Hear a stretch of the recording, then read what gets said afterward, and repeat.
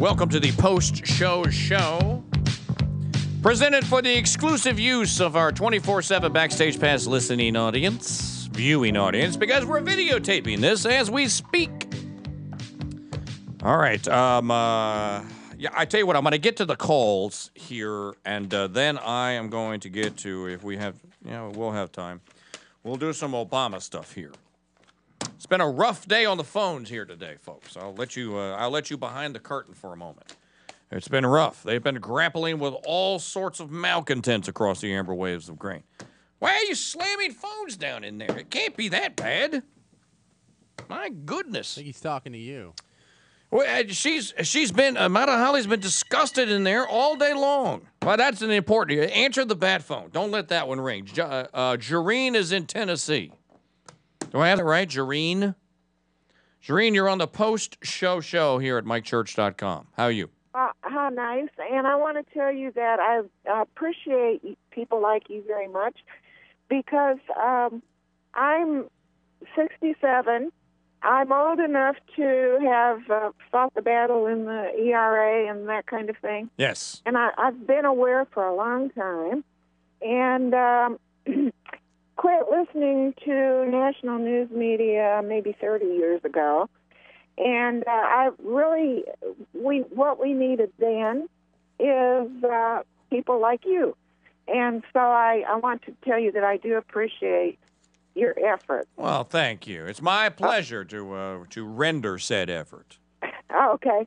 And I'm very interested in a third party. I just want to know when the convention to establish that party is going to be, where it's going to be, what people like myself can do to help it. Well, this is something that needs to, it appears, needs to be organized. As I said earlier, I don't have a crystal ball to look into, but it seems to me that the conditions are right, and Yes. that the two parties have basically told the American public, listen, you're either with us in big government forever or you're not with us. Well, many people are out here, myself included, and now you, saying, we're not with you, sir. And our forefathers weren't with you, and you're not empowered to do this to us. So I think the time has come. Well, please keep us informed, and if there are specific efforts to get the ball rolling, please let us know what we can do. Absolutely. Well, thank you for Thank you. Oh, thank you, Jareen. I appreciate the phone call. How you like that? We have sweet little old lady grandmas out there listening to us, ready for the revolution. She's ready to knit flags. 67-year-old. She'll be on the front lines, too, I bet. She'd be like Granny Clampett with a shotgun full of buckshot. Lobbing Buckshot. grenades. Buckshot. Hey, Jed, I'll fill him full of rock salt if he comes on my property. Fill him full of rock salt.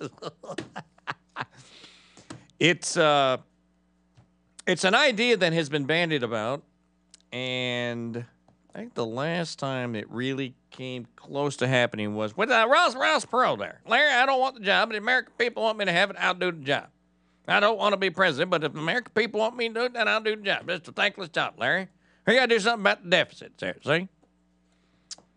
I don't even, what was Perot's party called? The Reform Party. The Reform Party. This is the problem with forming new parties. Let me just lay this out for you, and feel free to distribute this video to YouBoob or wherever you want. This is the problem. Reform is not an animating principle that could stand the test of time. It's only good for a little while. That in and of itself presents a problem.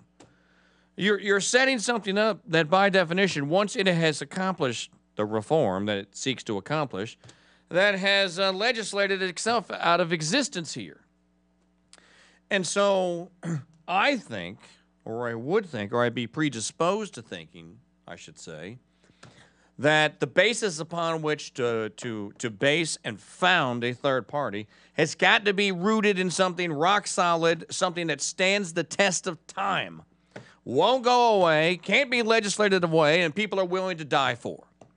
People are willing to fight and die for. And the only thing that I know of that comes close to that is freedom and liberty. And limited self-government. We started a party like this in 1776. It was called America. Perhaps you've heard of it.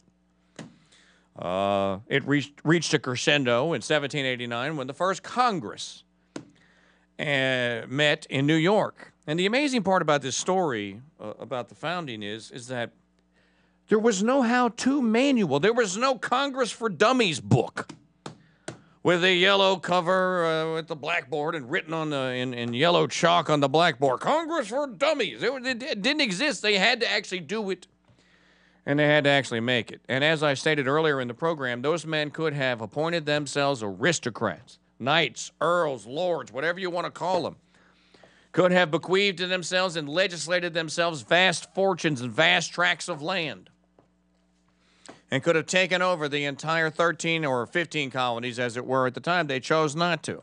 So the foundation of a third party has got to be rooted in something, and I think there's nothing better to root something in than in the principles that I spoke of just a moment ago. And then if you want to do, you want to carry that one step further, we're rooted in the defense of the Constitution. That is our animating principles. We're not smart enough to go do the founders' work again. We know we're not smart enough. We don't want to go do the founders' work again. They were right. All we want to do is revert to it, admire it, and live by it. And that's the basis of this party. And it is to elect candidates that will do that. Now, that is a founding principle. But, once again, you have to have people that believe in that original founding idea. And there are a lot more out there than you think. You just have to explain it to them properly. That's how you could start a third party, and that's a third party that would stand the test of time. The Republican Party was founded upon that principle, by the by. That's how the Republican Party came to be. Now, today it is the party of watered-down socialists and socialism. A bunch of people that believe the big government is here to stay. It's a force for good. You got to reckon with it. It's going to be here. We may as well face up to it and manage it. Just, you got to reject. I reject that idea out of hand. No, dismissed. Next. You don't even want to talk about. No, I don't want to talk about it. No, there's nothing to debate here. We're either free and independent or we're not. And as long as we have two political parties that do the things that those two do, then we'll never be free and independent. And yes, I'm talking to you Republicans out there.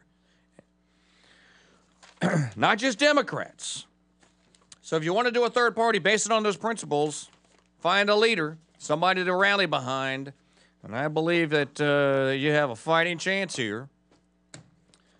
No, that doesn't mean the Libertarian Party. All right. There's more of this. I'm going to save the rest for the show tomorrow. While you're here on the website, go reserve yourself a copy of The Road to Independence. 3 CD set. It'll be coming out next week. You're going to want to have it and treasure it forevermore, to play it to whoever will listen to it, to hear the story of the founders in their own words, and to get reacquainted with the ideas of life, liberty, and the pursuit of happiness. Those are your birthrights. Go talk in the message forums. Go do all that stuff. You're already here on the website. Go have at it. For the rest of you, we will see you here tomorrow for another post-show show right here at MikeChurch.com.